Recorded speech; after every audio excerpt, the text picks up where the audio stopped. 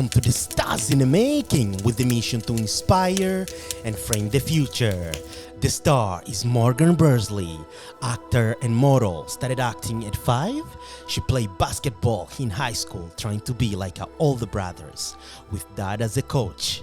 Today, with undergrad and masters in strategic communication, fit model for Reebok, Puma, and Saucony, as well filming the TV series Lawson. On this episode, the star discusses the pros and cons and goes into details to get ready with showers of no's in the acting arena. Nonetheless, keep the focus on where you want to go. Please welcome the star, Morgan Barnsley. Hey guys, welcome to the Stars in the Making. Today we are here with an actor and she's a model. We're going to talk about the pros and cons of being an actor. Please, let's welcome. Hi, Morgan. How you doing? Hi, good. How are you? Good. Oh my goodness. I love your story. Thank you. You have such an amazing story. And please introduce yourself. How do you start it and everything? I'll leave it to you. All right. Yeah. My name is Morgan Barnsley. I started acting when I was 5. My mom signed me up for the church's nativity with my 2 older brothers.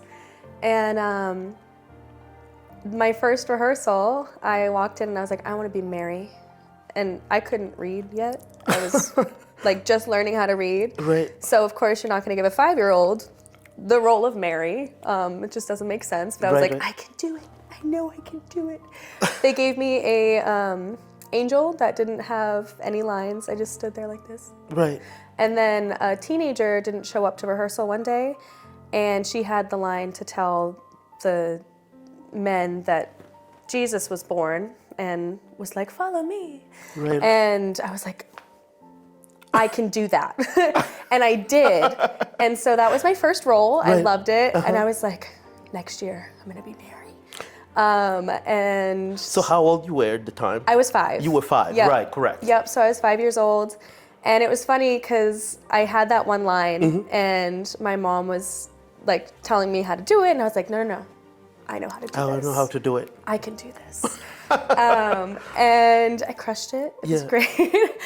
And then we moved to New Hampshire and I started playing every sport under the sun. Right. Because my brothers played every single sport that they could and I wanted to be just like them. So you started off with your brother acting like in church? Yes. Yep. And from after that, your mom wanted you to be an actor, or? No, my mom just wanted us to have fun. She kind of wanted us to try of course, everything. at 5, exactly. Yeah, my parents are both really supportive and wanted us to be able to figure out what we wanted to do and what we liked and what we didn't like. Like I hated cheerleading. She signed me up for that when I was 5 too, and I was like, I want to play football. I would be so much better at football. I obviously did not play football, but so yeah, when we moved to New Hampshire, which is where I spent the rest of my childhood, I literally just hit the ground running, literally. Played basketball, soccer, tennis. I tried lacrosse, field hockey. I did gymnastics for a really long time. And then I ended up picking up dance when I was 8, and I danced until I graduated college. But my main sport was basketball because my brothers played basketball. My dad coached me my entire childhood. So it was like really great to be able to spend time with him and learn his passion too because he played that growing up. So you played basketball? I did, yeah. I grew really quickly. I was like 5'7" when I was in like 5th grade. Oh my goodness. And now I'm almost 5'9", so I kind of stopped growing really fast. And so I was a center and I loved it because I couldn't shoot at all. I was horrible at it. In your story, you talk about your dad being a coach. Yeah. So how that affected you in transition to acting? It was hard. It was really hard. So I played sports until I was in high school. And I stopped soccer in middle school. I continued basketball until high school, and I was on my high school team. Wow. And my dad was so proud of me. He would come to my practices because he couldn't coach, obviously. And he'd be like, oh my gosh, you did great. Like, we can work on this when we get home. And I was so like happy to be able to continue that on in high school because like you could be on like a high school sports team. How cool. Like, that's great. But they had announced that they were doing a winter show, and it was the first time that our school had ever done a winter show. And I was like, I really want to do it. Maybe I'll just audition. Maybe I won't get in. And I ended up getting in the show. It was a great experience. I loved it. But I couldn't do both. So I had rehearsals 5 days a week, and then I would have practice 5 days a week. So you had conflict between acting and school. Yes, exactly. Okay. And so I basically would go home after school, and I was still on the basketball team, and I still had to decide whether or not I would accept the role in the show. And I would like literally go home and cry, and I'd be like, I'm gonna let my dad down. Like, oh my God, I'm the worst daughter in the world.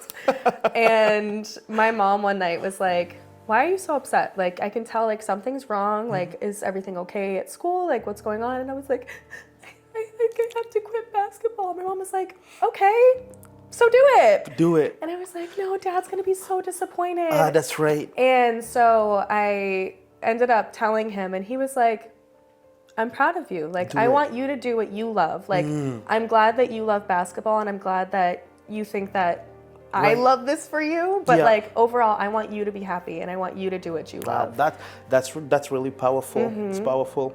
And I think in decision making, sometimes, like you growing up, especially if you're a kid, you don't know what to do. You want to please your parents. Exactly. Which is, it's really a big deal.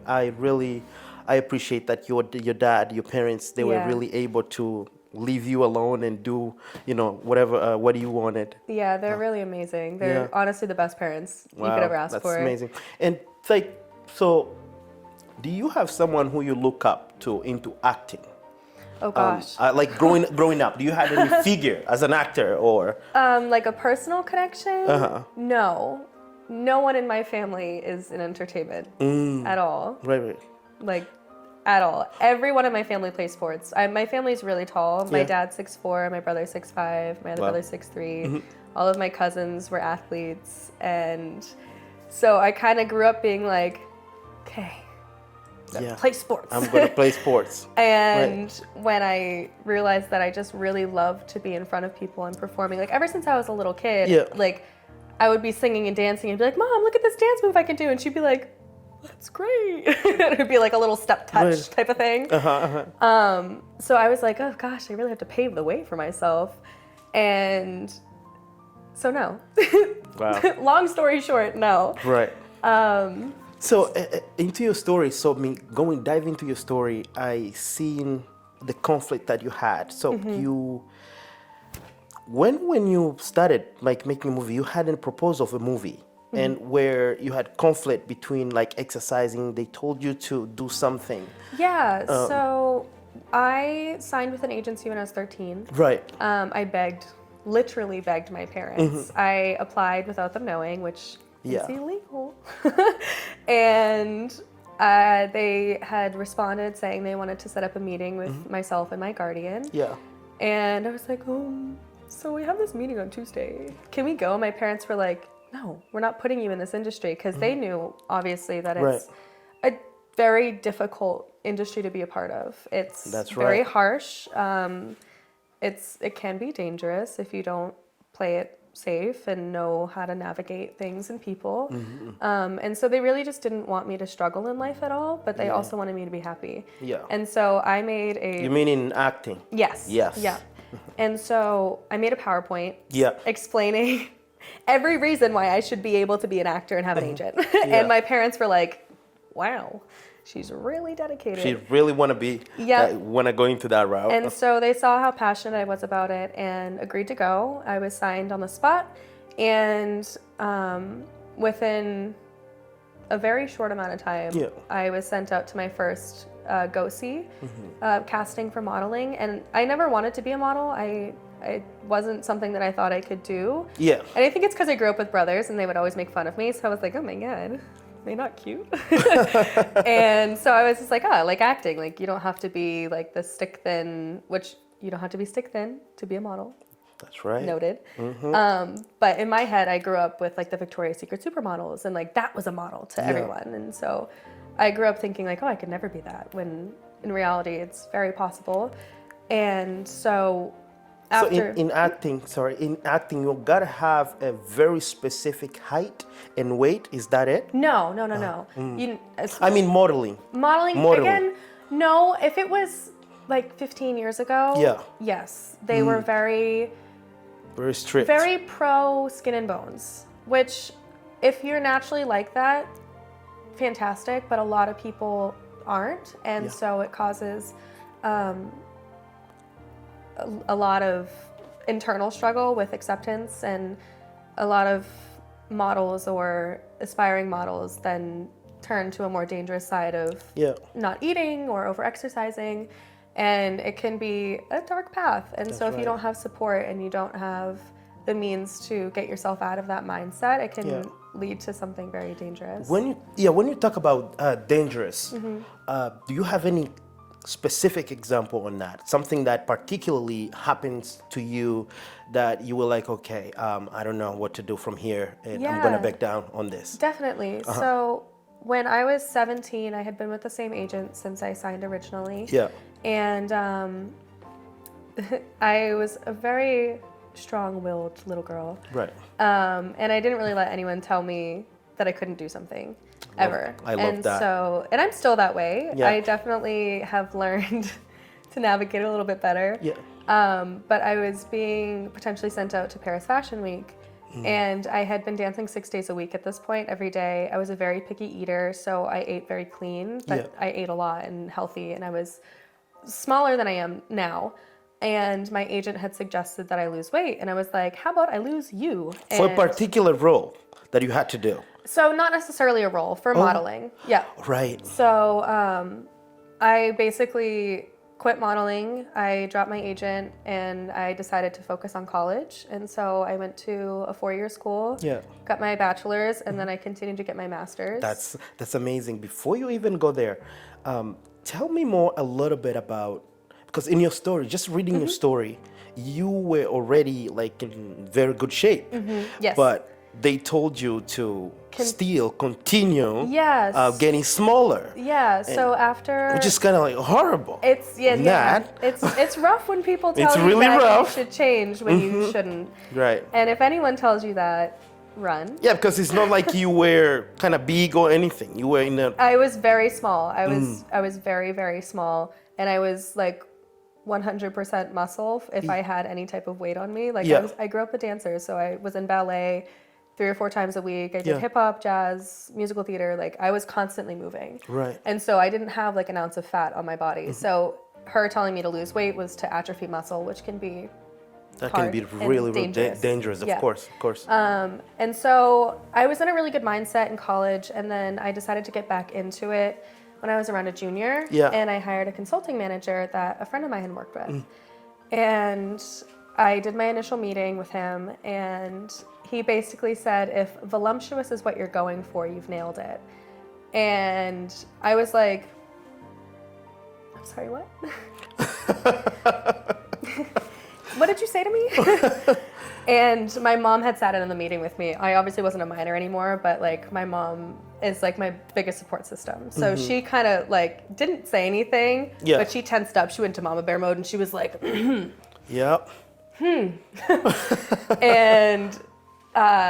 it just kind of kept ringing in the back of my head that, am I too big? Because I had gained a little bit of weight in college, but I wasn't overweight. I'm the same weight that I am now as I was in college. You were pretty fit. And I am in very good shape. Yeah, exactly. And so it hurt a lot. Yeah, exactly. And I hadn't been booking. I hadn't been in the industry for a while, and I was like, oh man, maybe that's why. And so I slipped into a really unhealthy mindset. And I thought, well, if I lost 10 pounds, if I lost 20 pounds, what is the smallest I could possibly be? I would calculate my BMI and be like, well, for my height, I could be this much weight, so I could lose this much and not be considered unhealthy, but be so thin, and I'll be perfect, and then I'll start working. That's right. And so I would track my calories, and I would only eat like maybe 900 calories a day, which is absurd and so dangerous. And I would work out for like 3 hours a day, and my body just... And you weren't eating enough. I wasn't eating enough to even like breathe, like like never mind workout. Oh my God, it was bad. And those are the things that everyone, like if you go into modeling or whatever the case may be, you really have to point out. Yeah. Those are the things that I think people out there have to know. Yeah. In order, because sometimes you see all these glamour and it's the beautiful things and stuff like that, but you don't know really what they're going through. Exactly. Into that. And it's crazy too, because obviously your body goes into starvation mode. It stores fat cells instead of getting rid of them. And so I was like, oh my God, I'm doing all the things right. Was not. Yeah. And I was like, oh, why is my body not doing this? And I'm so frustrated. And I would fight with this consulting manager, and he'd be like, "Mer," and I'd be like, "Ee." Do they give you any like a coach? No. To follow your diet and things like that? Yeah, nothing at all. That's even dangerous. It was awful. And so finally, when I was in grad school, I was like, you know what? I'm sleeping like garbage. I look like garbage. I had acne everywhere. The dark circles under my eyes looked like I was the corpse bride. Like, it was bad. And my body I wasn't fit anymore. I wasn't toned. It lost everything that I had worked for my entire life. Wow. And so I was like, okay, let's actually like talk to a nutritionist and figure out how to do this. And so I started eating 3 to 4 meals a day, big meals, and snacks, and I didn't restrict myself. If I wanted cake, I'd have cake. I used to Uber Eats ice cream cakes when I would have a rough day at grad school. And my roommate would be like, is that an ice cream cake? And I'd just have a fork and I'd be like, yes, it is. It was great. And I ended up losing weight, which is what I had wanted to do initially, but I had lost the unhealthy fat cells that I had been storing and replaced it with muscle. And so my measurements were on spec to what I wanted, which wasn't anything extreme. It's what I currently look like. I was able to maintain it. I was eating. I was happy. I would go out to dinners. I would go out with my friends and be able to be like, yeah, I want a burger, which I love burgers. Yeah. I eat one at least once a week, and they're fat burgers. They're so good. And it was just really learning how to treat myself right and not allow those negative thoughts to come in. And I still struggle with it sometimes. Right. It's not a perfect science. And like, I've started journaling, so I keep track of how I feel, and like any negative thoughts, I'll be like, well, I thought this today, but I know if I look in the mirror tomorrow, I'm gonna think something completely different. So if I say I feel, it's not valid for what's in actuality. So like, it's like, if I know I'm unhealthy, like I have a sinus infection right now, I know I don't feel good. Right, exactly. But if I say I feel like I have a sinus infection, but I don't get diagnosed, it might not be there. So you can relate that to your own body. We're like, I feel fat. Right. But are you? No. You're probably not. And if you are, who cares? If you're happy. Exactly. That's my whole mindset is like, and what I try to teach other people that get into it is like, you're only as good as you feel. And if you don't feel good, that's very important. Then it's going to reflect in your work. Like if I were to go out shooting the way I was, I would look horrible in those pictures because mentally I didn't feel good. Yeah. Where now if I go to a shoot, I feel great and I feel confident, and it reflects that. And I started booking, and like my acting has gotten better because I'm not constantly being like, oh my God, let me sit at this angle so I can look like this. So I can look like that. Oh my goodness. Wow. So it was just a really big milestone, and it took a while. It took a really long time for me to get out of it. It was scary, and my mom was scared for me, rightfully so. And she was like, I know there's nothing that I can say to change your mind other than support you and know that you are perfect the way you are. And just knowing that I had that type of support system was really helpful. And like, if anyone is struggling, I will help you. That's Just right. DM me. So that's correct. And we're gonna make sure to put your info around here somewhere. And also, let's go. So right now you're working with any company, agency. Which agencies are you working with? Yeah, I currently work with an agency in Boston. I've been with them for 2 years. It's been a slow burn. One of the big reasons why I'm moving to California in a month is because the Boston industry is not... You are going to LA. I am. I'm going to LA. Let's dive into this. Let's go. I'm very excited. Wow, congratulations on that. Thank you. Yeah, I've been trying to move to LA for at least 2 years now. Yeah. And it's just not really worked out. It hasn't really lined up properly, and I'm so grateful that it hasn't. Which sounds kind of twisted, but everything happens for a reason, and I really believe that. And That's really awesome. I got to learn a lot about regional markets, especially in Boston, their casting styles, what type of movies I like, what type of TV shows I like, the spectrum of work that I want to do. And it allowed me to grow as a model as well, because like I mentioned earlier, like I never thought that I would be a model or like even consider it. Yeah. And I've worked with a lot of really, really cool people and been able to build my portfolio. So now I feel more confident going to LA, being like, I could do this. That's really cool. Yeah. And one thing that I wanted to, like, do you have any TV series that's something that really inspires you in a series? Yeah. So many. Golly. Yeah. I love New Girl like anyone else. That's my comfort show. Awesome. I feel like they don't make sitcoms like that anymore. Ever since Modern Family ended, like I feel like that was the next one that was kind of like, wow, this is so relatable and quirky and fun. I love those. I want to be in a show like New Girl so bad. That's awesome. Because it just allows the individual person, and like you can tell the actors they cast are so similar to their roles, and you can just see them flourish within it and grow throughout the series. And I would love to be able to be on a show like that allows you that kind of freedom and allows you to grow as an actor and create that character and have those connections and like become a comfort show for somebody. Like I would love for someone to put on a show and be like, man, I love Morgan Barnsley. Wow. She's a great actor. Or they could be like, man, I hate that girl. Oh my God. But you know what? They'd still be talking and they'd still be watching my show. That's really cool. Did you watch any particular TV series, like international TV shows? Do you have any like particular TV show in mind? Oh man. Or you mainly watch like the Hollywood? Nothing in mind. I'm gonna embarrass myself for a second. I love House of Anubis. It's a UK show that they put on Nickelodeon like 15 years ago. What is it about? It's so bad. It's literally so bad. I started rewatching it with my best friend back in April. Oh wow. It's about this girl. It's the worst show ever. I mean, it's so good. You like it? I don't mean it.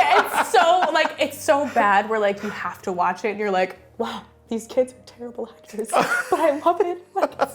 And they're all super successful now, which is the best part. Wow. So it's like, it's crazy. But it's about this girl that moves to a UK boarding school and she finds out that there's like this secret Egyptian mystery going on and they have to like, I can't even. It's just, it's so bad, but it's so good. If you want to just watch something and cringe, but also be like, watch House of Anubis from Nickelodeon. It's on Netflix. We're definitely gonna check it out. I'm definitely gonna check it out. It's so bad. Yeah. For me, I love to watch some Korean shows. Yeah.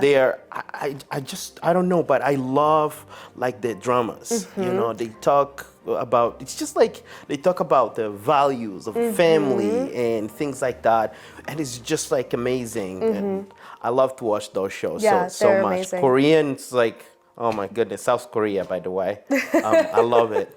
The movie never industry. Miss. Have you been there? No. South Korea? I wish. Oh my My goodness, old roommate was from South Korea. Her family's from South Korea, and she would go every summer. And we were going to go last year, and I didn't end up going, and I really regret it. Oh wow! I was watching this. What is that? A proposal, like love proposal. Oh well, I think I forgot. I think I forgot the show I was watching, but it is what it is. God, Anyway, please, no, let's no. dive into some. Do you have any other thing that you may be point out before anyone who really maybe just want to start acting? Something to look for. Any particular thing that in your life, maybe as an actor, Okay. you find? You're going to get a lot of no's. A lot Yeah. of no's. And if that's something that's going to bother you, Yeah. just know that it's not you. 95% of the time, it's never you. It's gonna be either they want someone with a big name, they want someone that's blonde, which happens to me a lot. Where, like when I was 17, I was getting yeses every single time I'd go out for something for modeling, even though my agent was like, "You're gonna get a lot of no's when you first start." And I was like, right. I booked my first one, was on a 3-year contract with a company. It was great.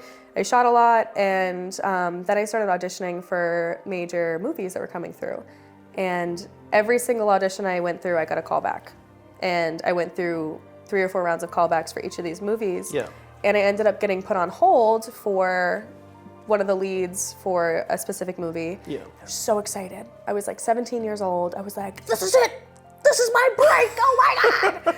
And it started creeping up to the date where I was supposed to like go in and sign my contracts. Right. And I get a call from my agent, and she was like, so the director wants someone that doesn't have your look. And I was like, what do you mean? And she was like, blonde. I was like, I'll dye my hair. And she was like, really pale, blonde. I was like, wow. Right. I don't have blue eyes. I'm not blonde. I can get a nice tan. That's right. So it was really disappointing. And from there was right after when I was told that I should drop some pounds. Yeah. And I dropped my agent. So it's a lot. And if I didn't have my parents to be like, it just wasn't meant for you. And I found out later that movie never came out. So I was like, did I really miss anything? No. Okay, no, exactly. It's like this is something that I always think about, how to deal with no's. Mm-hmm. It's like in any setting, it doesn't matter if it's acting or whatever the case may be. Mm-hmm. It's still dealing with no. It's like you really have to learn how to deal with definitely. no's. So do you have any support, any specific thing like you point out, like when, let's say you go to a setting or you are auditioning for something mm-hmm. and then just come up, they tell you no. How do you really deal with that? A lot of times you don't even get told no, you just never hear anything. That's exactly. Ever. The no is the silence. The silence mm-hmm. is even worse than the no. Exactly. It's so bad. You don't. It's like literally so bad. So I give myself a timeline. Yeah. I typically know around how long it takes each casting. That's true. To figure out their callback mm-hmm. list. And you can be wrong. Mm-hmm. Like I auditioned for something a couple months ago and never heard anything. And then a month and a half later, they're like, you have a callback. And I was like, oh, great. What movie was this again? And so it can be up in the air, but I typically give myself like a week and a half to hear anything. Mm-hmm. And I have been working really hard to put in my work and then throw it away.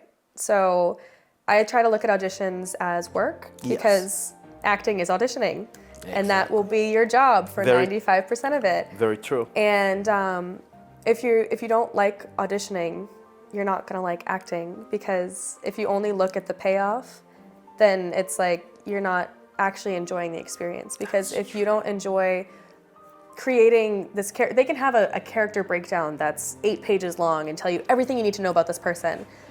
But if you act it the same exact way as everyone else is going to, what makes you different? And so I try to go down. I have a coach that I work with who's amazing. His name is Jay. And he really works with me on being unique and showing a little bit of myself in each character and how I can bring something different to the table. And it could be one line. I could be like a bartender and be like, what can I get for you? And he'll be like, cool. So how would Morgan do it? And I'm like, okay. And so it's really more so focusing on being able to showcase what you can do in every audition, rather than focusing on booking it. Booking it is amazing. You want to book it. Like, that's what you want to do in life. That's true. But when you say being unique, mm-hmm. I think that's very important to mm-hmm. really point out. What do you mean by that? I mean, everybody's uniqueness. Yeah, mm-hmm. Every single person is different. Like, that's true. I could have a twin sister and be identical, and we would still be different, because it's going to be a different personality. So that's true. In every situation, every scenario, like if you look at your favorite movie, like let's say The Rock was cast as Deadpool instead of Ryan Reynolds. Yeah. It would be a completely different movie. The character would be the same, but they would never play it the same. So I try to look at my auditions the same way. So I have a friend that we audition for a lot of the same roles. Yeah. And I know she's going to act it completely differently than I would because she has different life experiences than I do. That's true. So I don't necessarily want to say be a method actor because that doesn't work either. Like you have to find your own type of thing, but That's true. if you can try to shed some light on the character and relate to it yourself, you're going to be more believable. And so I really think that acting is a really good outlet for people, even if you don't want to do it professionally. Like, take an acting class. You'll get a lot of your emotions out. That's true. So many emotions. Talking about that, how do you get into? I'm always fascinating about actors, just the way they get into characters. Do you have any particular mantra that you use when you start auditioning or whatever the case may be for a movie? Honestly, no. I like to focus a lot on my own personal energy. Yeah. In theater, when we would get ready for our shows, we would have warm-ups. We would do like little tongue twisters to get our enunciation right. And then we would always end it with an energy circle. Yeah. And after that, it was really just about internalizing that energy and finding it within you and knowing that doing your best is enough. And true. not even just showing up is enough sometimes. And so when I like really don't want to do an audition or I'm really tired, I'm like, how can I like bring myself to this and reward myself in a way where like I get to bring something to the table and I get to kind of leave something behind as well. So like if I'm struggling with something and like I really don't want to do something, or I'm having a bad mental health day, or I'm having a fight with a boyfriend or something, and like I don't want to do it, I'm so frustrated, I can dive into a character and be like, well, you know what, I'm not me right now, but I'm bringing a part of myself that I can leave behind in this character. And once it's done, you throw it away. I got to share a piece of myself without actually having to be like, hi, I'm struggling. So, and like maybe it's not a healthy way to cope with things, but it works for me. Wow, that's really amazing how you put it. So, in a few years from now, how do you see yourself? Very successful. Yeah. I hope. Oh my goodness. Do you have any specific thing like to look forward? Let's say in 5 years, 10, 20 years, whatever. Do you have any specific aim? Like, okay, I have to be there. Yes. Yeah. So when I was in grad school, I had this professor whom I hated. I really did. You hated? I did not like her. I actually I dropped her class. Oh. I did not like her at all. The first day of class, we went in, and she was like, Hopefully, never ever watches this. I don't even remember her name, to be honest. Oh. I really did not like this woman. So, Okay. excuse me. So she started class and would ask everyone, well, what was your major in undergrad? Why are you taking these classes? And what do you want to do in 5 years? And every single class that asked me, what do you want to do for 5 years? I would say, I'm going to have a career like Anne Hathaway. That's it. I want to be like her. She's unproblematic. She acts. Every role that she does is unique, but so amazing in its own right. And I would love a career like that. And I told this to this woman, and she was like, you know, that's like impossible for someone to do. And I was like, maybe for you. Not for. Why would you say that to me? Not for me, right? And she was like, well, I used to be a reporter, and like I just know how hard it is. And I was like, I'm very proud of the accomplishments that you have, but don't tell me that I can't do something. I love that. So I That's dropped her amazing. class because I was like, how are you going to educate me and try to make me go further in life if you're already trying to restrict me? Right, that's very true. Many people, they think that just because they couldn't accomplish something and they try to impose their fears into other people.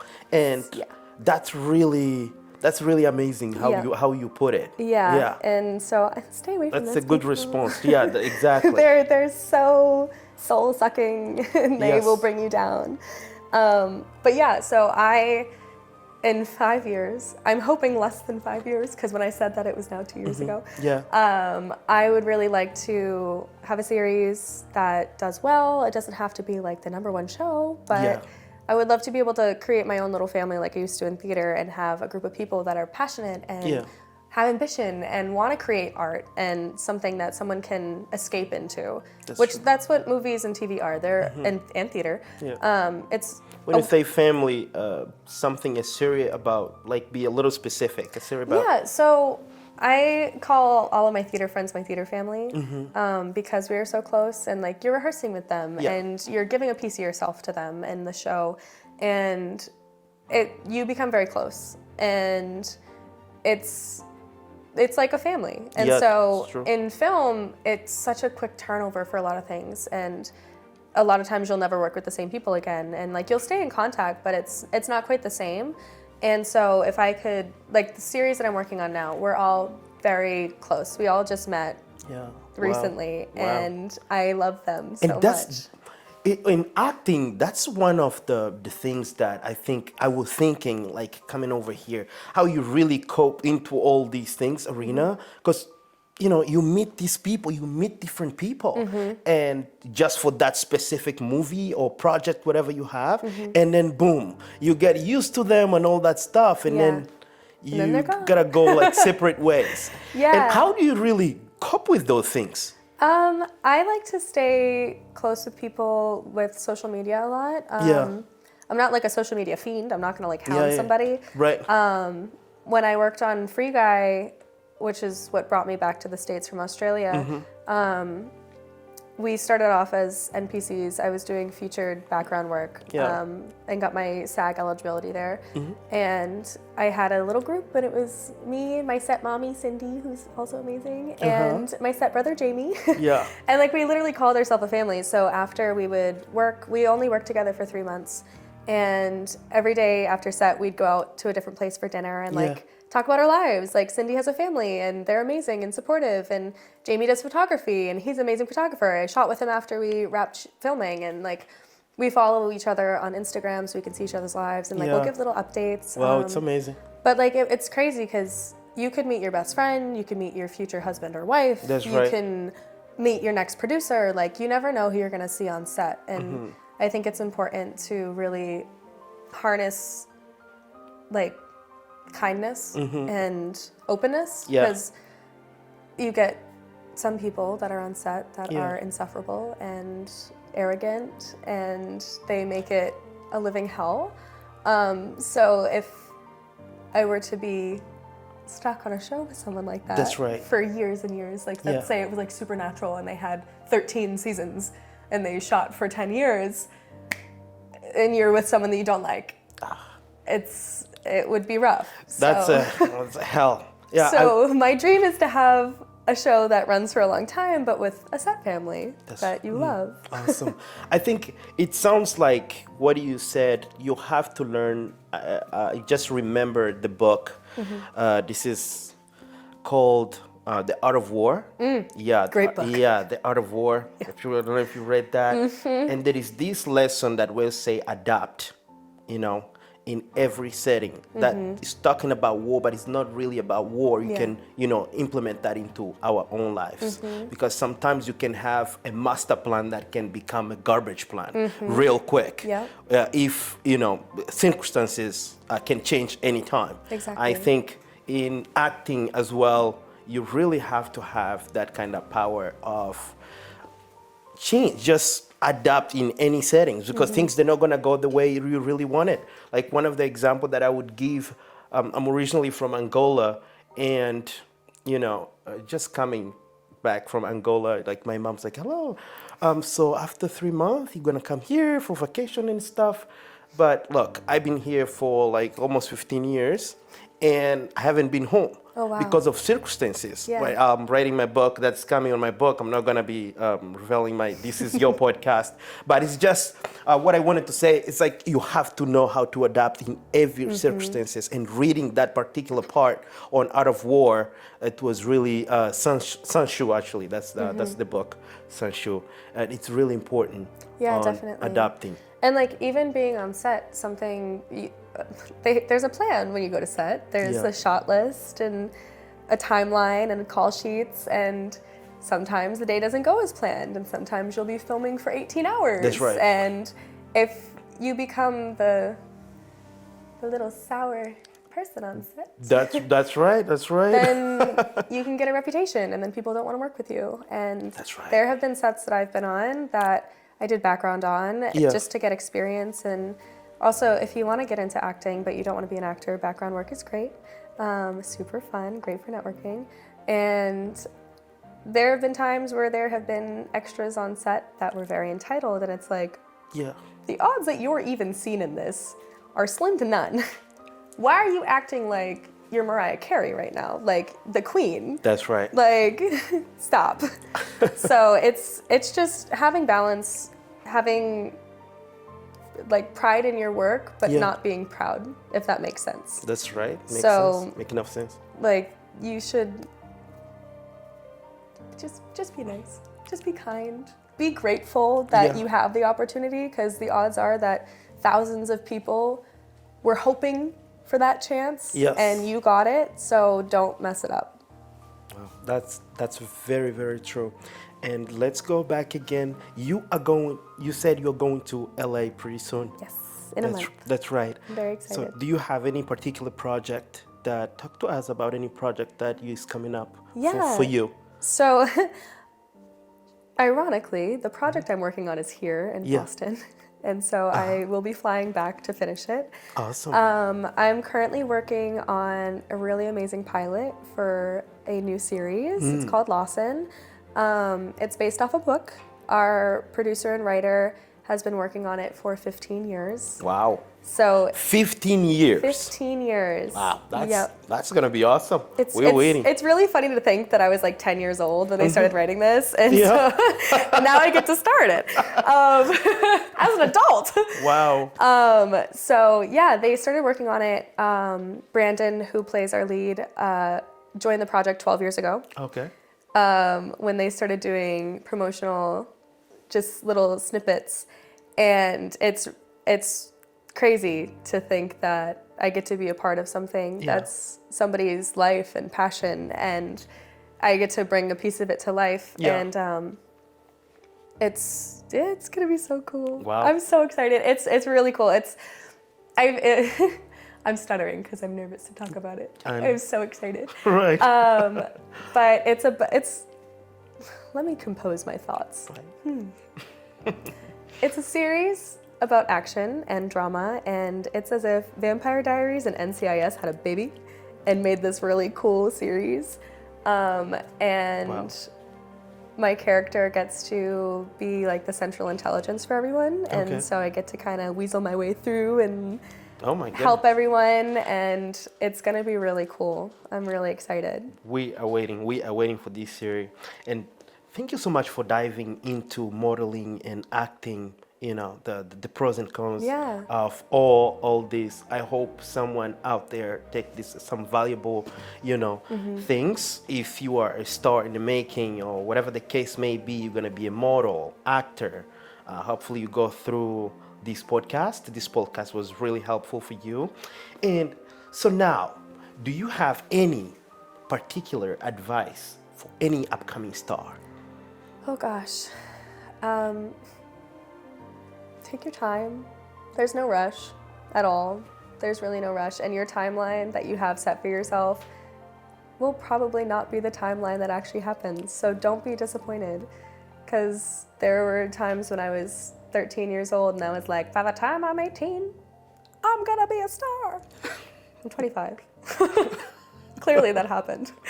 And take your nose with a grain of salt and take every opportunity to be passionate about it and find love in it. And if you find that you don't have love for it, take a break. It's okay. You don't have to push yourself to where you're gonna drop dead. You can still be an actor, you can still be a model, and you can not be working every second of your life. It doesn't change. You're still gonna have that inside of you if that's what you really love. And if it's not something that you consider yourself seeing in the future, it's okay to step back. You're not a failure at all. Wow, it's okay to step back. You are not a failure. That's amazing. Wow, thank you so much for being in the Stars in the Making. Yeah, of course. And, you know, we wish you success. Thank you. When the movie comes, you have to promise. When this series comes out, you have to come back. I will. To the Stars in the Making. We're going to come back with update on Morgan. And guys, just wait. So for now, do you have you want to send any shout out there for someone, for your team or whatever, mom, whatever case may be? The time is yours. Yeah. Yeah. Big shout out to my coach, Jay Street. He is phenomenal and he's local to Boston, so hit him up. He's amazing. He's really transformed my life, and I consider him one of my really good friends now. Shout out to my parents, because they're amazing and I love them, and my brothers for pushing me to be the crazy weirdo that I am. And yeah, my lovely boyfriend who drove me here. He's the best. Awesome. That's amazing. Well, thank you so much for being again in the Stars in the Making. Of course. And I think we're going to end it up with the slate milk. Yeah. We got the slate here. By the way, they have an amazing story. Josh was here on the show, and he talked about like the slate, how they started. It's just a good and really just nice story, and such an amazing drink. I think we're gonna end it up with it. Yeah. Please watch it when you're home. It's really a good story. I will. And they are from New England. Ooh. Josh and Manny. And love shout it. out to them and to the Slate Milk team, what they're doing. Such amazing job. They're so good. I'm not gonna lie, I already opened mine and tried it. It's really good. Yeah, we're gonna have to try it. We're gonna have to try. Oh, by the way, wait. Let's wait. I'm sorry. Wait, Morgan. I already opened it before we started. You gotta wait. So good. It's so good. It's really good. All right. Cheers. Here we go. Cheers. Slate milk. Cheers. Get it. All right. This is great. It's so good. All right, guys, we're done. We see you guys in the next episode. Keep pushing for your dreams. Make your dream happen. Stars in the Making, and we out. These are so good.